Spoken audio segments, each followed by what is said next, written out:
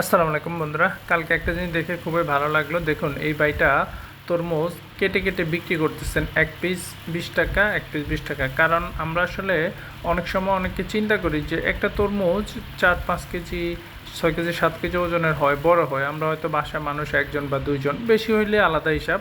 তো একজন বা দুইজন, আমি যদি এই তরমুজটা নিয়ে আমি কি করব? আমি এই তরমুজটা নিয়ে পুরোটা তো খেতে পারবো না। তরমুজটা একবার কাটলে, সকালে কাটলে বিকেলে ভালো থাকে না। ওই কারণে দেখুন সবাই কি সুন্দর এখান থেকে খেয়ে খেয়ে নিজ দায়িত্বে ময়লাটা এখানে ফেলে দিচ্ছে, আর এই ভাইটা বিক্রি করতেছে।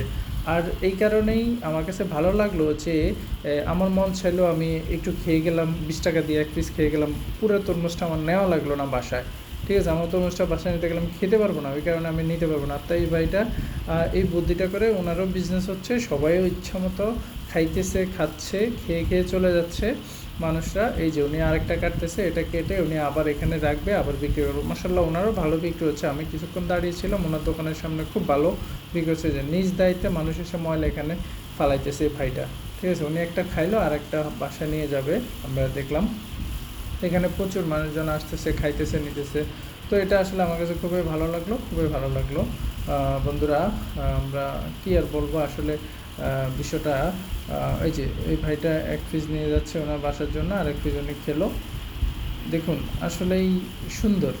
মানুষ আসলে এইভাবে ছোট ছোট থেকে আসলে মানুষ বড় হয়। চিন্তা করলে আসলে অনেক কিছু, আর না চিন্তা করলে আসলে তেমন কিছুই না। ঠিক আছে।